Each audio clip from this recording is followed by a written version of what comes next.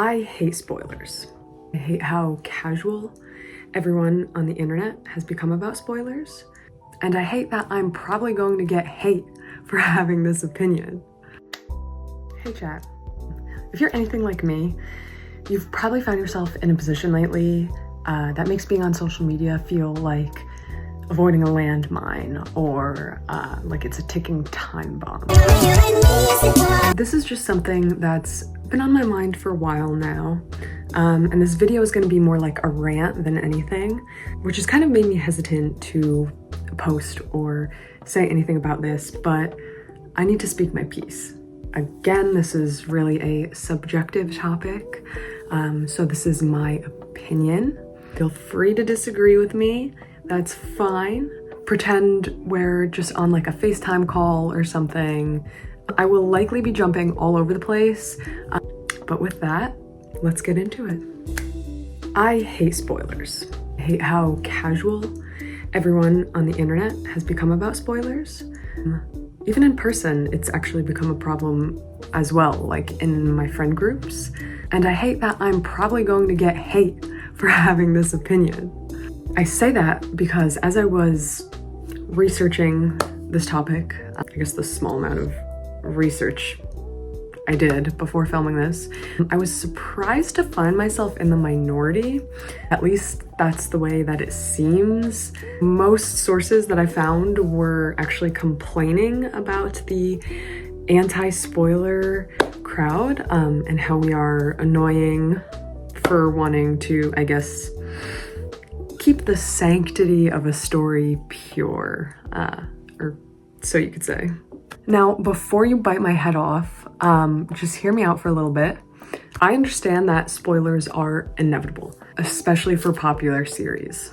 My issue is not necessarily the spoilers themselves. It's actually the lack of spoiler warnings on content, on videos, on edits that they post on social media, in combination with people's overall inconsiderate attitude towards potentially ruining other people's viewing experience. I guess if this video had a thesis statement, it would have two main points.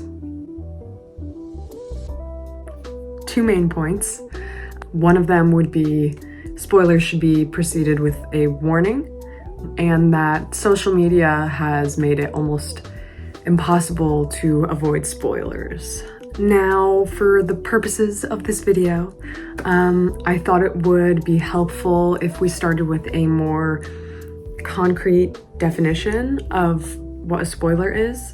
So according to Wikipedia, a spoiler is an element or description of a media narrative that reveals significant plot elements with the implication that the experience of discovering the plot naturally as the creator intended it has been robbed or spoiled of its full effect.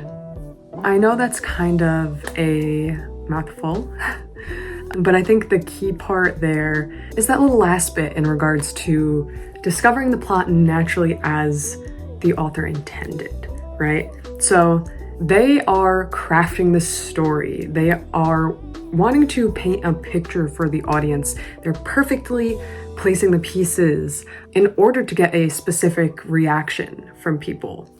And having experienced a spoiler, that might undermine those said emotions that the creator or the author has worked so hard to tell.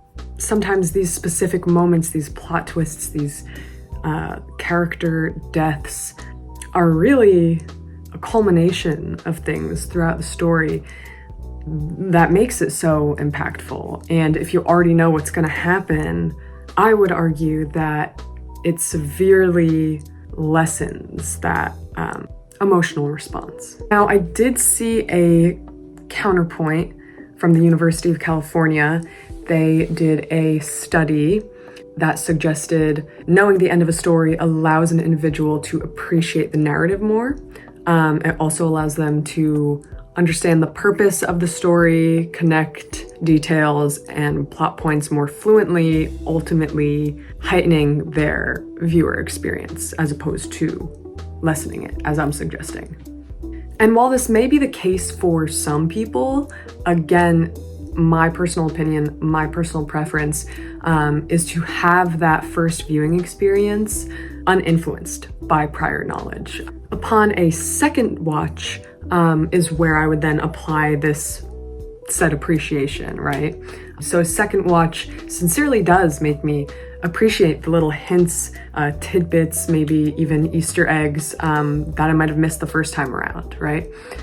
But with this in mind, I just know I wouldn't have the same appreciation if someone was spoon feeding me spoilers.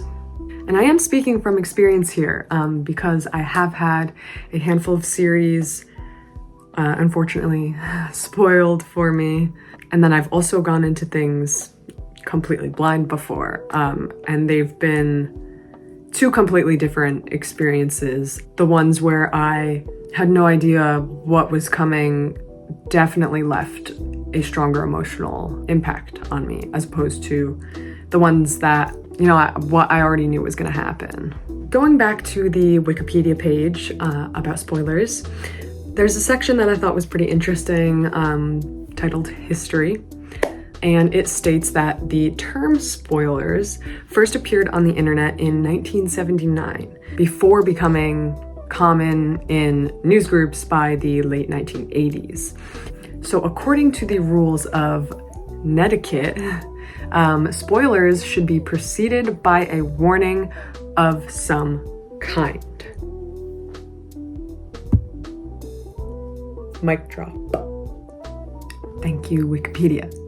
It continues to say that sometimes these warnings are omitted, whether that be accidentally or deliberately, resulting in unwitting readers having literature, films, television programs, and other works that they were looking forward to experiencing be spoiled. I think it really is a heart-dropping experience for me when the thrill of discovering a twist or unexpected event is taken away from me from a spoiler that I saw online. Cat break. This is Ricey. Say hi, Ricey.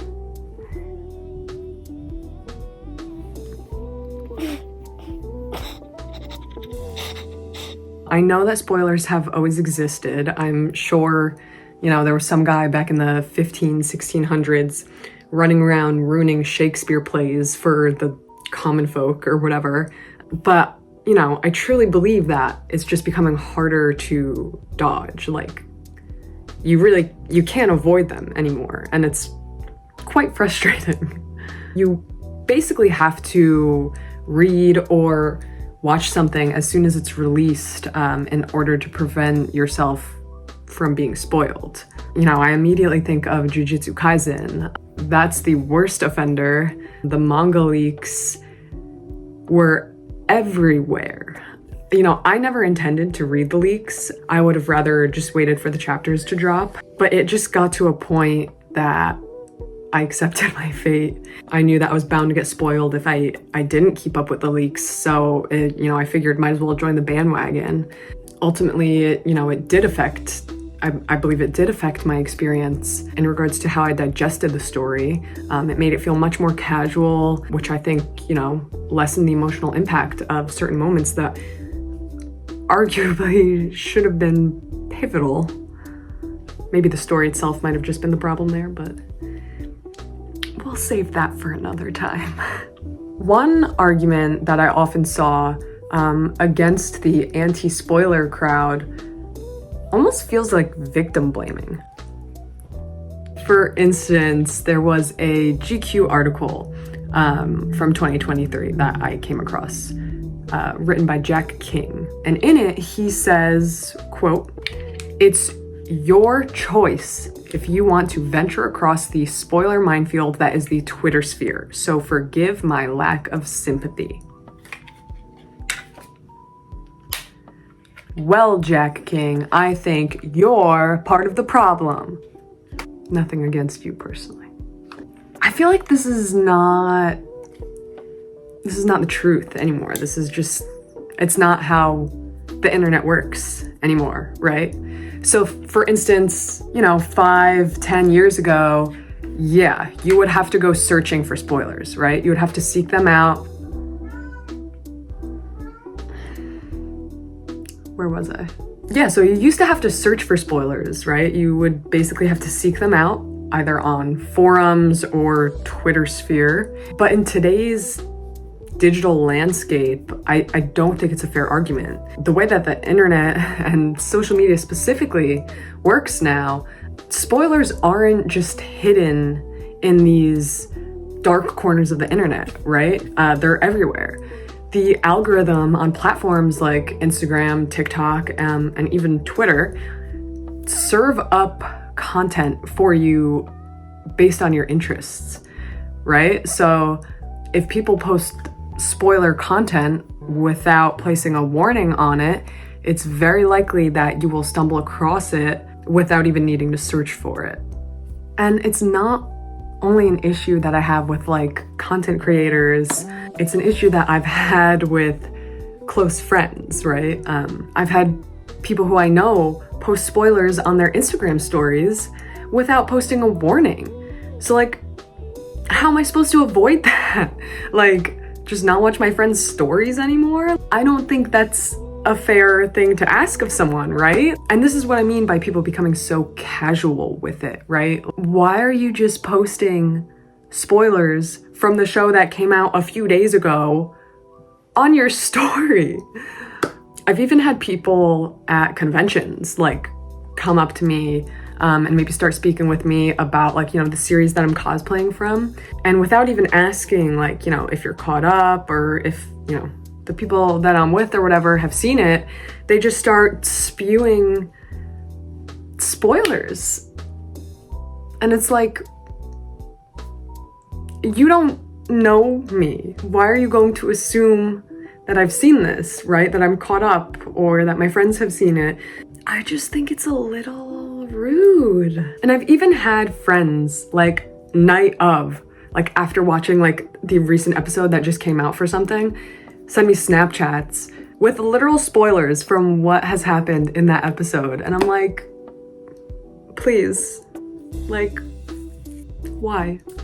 I know it came out an hour ago. I'm sorry I haven't had a chance to watch it yet. I really think it's just a matter of being considerate. Just because you might not mind spoilers, you don't care if a series gets spoiled for you, doesn't mean that someone else feels the same way. And again, I have to stress that this really only applies to, you know, major plot points, deaths, plot twists, that's intended to be revealed during the story and would affect the overall experience of said media. Another argument that I've heard for kind of people just speaking freely about spoilers is like the factor of time, right? So, oh, it's been out for days, months, weeks, whatever. Time is used as a justification. Oh, you should have seen it by now. Why do I need to put a spoiler warning? But again, everyone has a different life, right? Everyone's living a different experience. So just because something's been out for a while doesn't mean that someone's seen it. How much time needs to go by before we can just start speaking freely about something? I would kind of imagine it's like a graph that just kind of goes up over time. Like it becomes more socially acceptable to speak about something the more time that goes by. But time is relative in a way, right? So like just because someone, you know, hasn't seen something that might have, you know, come out 10 years ago doesn't mean they're never gonna watch it. I personally have joined fandoms pretty late, and I'm glad that I didn't have things spoiled for me. For instance, Game of Thrones is one of them. I didn't watch it at all while it was airing on TV, but shortly after the finale came out, I knew a lot of people who had watched it and they were upset and frustrated with the ending. But that was the extent of like my knowledge of this show, right? And for years, people had recommended it to me and said that I would enjoy it. Like, so I binged it. Like, I think I watched the entirety of Game of Thrones in like a 2-week period. Yeah, so I didn't know anything. And if you've seen Game of Thrones, like, I'm sure there's a million different moments that come to your mind. I'm grateful to have experienced that show without having seen any spoilers, because I just know like some of those moments would not have landed as hard if I knew they were coming. Ultimately, at the end of the day, I understand that I'm bound to run into spoilers here and there, you know, for certain series. I just wish that more people started to put spoiler warnings on things, whether it's in the video itself or even just in the caption, at least. Like, some things where you at least said like, oh, I tried. I'm really nervous for like the end of One Piece. I already know it's gonna be impossible to avoid spoilers for that. And I don't read the manga, so I'm nervous. Anyway, on an unrelated note, thank you guys for listening to me rant if you made it this far. Let me know how you feel about this in the comments. I'm actually pretty interested to hear what you guys have to say. You know, what you might agree or disagree with, or just how you guys feel about spoilers in general, what experiences you guys have had with this. Also, I am in the midst of trying to figure out how to stream. I've been playing a lot of League of Legends lately, and I would love to play on stream. I just don't have a proper setup, and I'm like the least tech savvy person in the world, so I need to figure out if I even have the capability to stream gameplay right now. I might have to make some type of purchase of equipment. Literally all I have is like my laptop. I have a spare TV from like a million years ago that I could use as like a monitor. It's really jank, guys, but I think it could work, so I'm trying to figure that out because I'd love to be able to stream and kind of like hang out with you guys. So if I don't have the capability to do that currently, then my next video might not be for a while. I've mentioned a few times, but we are working on an Arcane Season 2 rewrite. The first video for this rewrite will cover Season 2 Act 1. We plan on rewriting the entirety of Season 2, but it's a lot, right? So we're gonna start with Act 1, and then we kind of wanna hear your opinions on what we have, and maybe, you know, get the community involved. Like, we're kind of writing this as if it's our like fan fiction, basically. I was not too happy with Season 2, so this is gonna be like my headcanon, right? So like in my mind, this is gonna be what actually happened. I will also be at Anime NYC in August. I will try my hardest to film a vlog for that weekend. I've tried to vlog before and I am the absolute worst at it. I don't have a proper camera to vlog with, so I just use my phone, which is like 3 or 4 years old at this point. The battery dies really quickly, so it makes vlogging a little tough, but we'll see how that goes. Let me know if you guys are gonna be there. Yeah, so basically I have like no equipment for anything.